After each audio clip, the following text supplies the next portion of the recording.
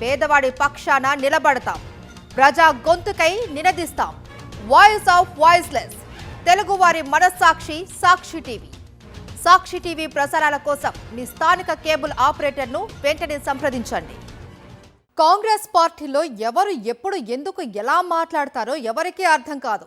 ఇప్పుడు ఎమ్మెల్యే రాజగోపాల్ రెడ్డి చేసిన వ్యాఖ్యలు కూడా అలానే ఉన్నాయి. అంతేకాదు, తీవ్ర చర్చనీయాంశంగా మారాయి. డైరెక్ట్గా సీఎం రేవంత్ రెడ్డినే రాజగోపాల్ రెడ్డి ఎందుకు టార్గెట్ చేశారు? అలకతో రాజగోపాల్ రెడ్డి ఈ స్టేట్మెంట్ ఇచ్చారా? రాజగోపాల్ రెడ్డి ఇక్కడితో ఆగుతారా? మిగతా నేతలు ఇదే బాటలో చేరుతారా? అసలు తెలంగాణ కాంగ్రెస్లో ఎందుకు ఈ లొల్లి? కొన్ని నెలలుగా సైలెంట్ గా ఉన్న మునుగోడు ఎమ్మెల్యే రాజగోపాల్ రెడ్డి ఒక్కసారిగా వైలెంట్ అయ్యారు. ఏకంగా సీఎం తీరును తప్పుబట్టారు. పరోక్షంగా కాదు, ప్రత్యక్షంగానే ఇది ముఖ్యమంత్రిపై తిరుగుబాటు అనే చర్చ సాగుతోంది. వచ్చే 10 ఏళ్లు కాంగ్రెస్ ప్రభుత్వమే ఉంటుందని, తానే సీఎంగా ఉంటానని ముఖ్యమంత్రి రేవంత్ రెడ్డి ఆవేశంగా ఇచ్చిన స్టేట్మెంట్ రాజగోపాల్ రెడ్డికి నచ్చలేదు.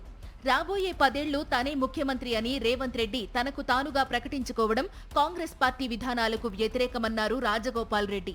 జాతీయ పార్టీ అయిన కాంగ్రెస్ లో అధిష్టానం ఆదేశాల మేరకు ప్రజాస్వామ్యబద్ధంగా ముఖ్యమంత్రి ఎన్నిక ఉంటుందని పోస్టు పెట్టారు. తెలంగాణ కాంగ్రెస్ ను వ్యక్తిగత సామ్రాజ్యంగా మార్చుకునే ప్రయత్నాలను నికార్సైన కాంగ్రెస్ నాయకులు, కార్యకర్తలు సహించరంటూ కాస్త ఘాటైన పదాలే వాడారు కోమటిరెడ్డి రాజగోపాల్ రెడ్డి. దీంతో ఈ అంశం రాష్ట్ర స్థాయి నుంచి ఏఐసీసీ వరకు వెళ్లినట్టుంది. మంత్రి పదవి ఇవ్వడం లేదనే అసంతృప్తితోనే రాజగోపాల్ రెడ్డి ఈ వ్యాఖ్యలు చేశారని చర్చించుకుంటున్నారు పార్టీ నేతలు. కాంగ్రెస్ పార్టీలో చేరే సమయంలో వివేక్ తో పాటు రాజగోపాల్ రెడ్డికి మంత్రి పదవి ఇస్తామని అధిష్టానం హామీ ఇచ్చినట్లు రాజగోపాల్ రెడ్డి సన్నిహితులు గుర్తు చేస్తున్నారు. అయితే వివేక్ కు మంత్రి పదవి ఇచ్చారు గాని రాజగోపాల్ రెడ్డికి ఇవ్వలేదు.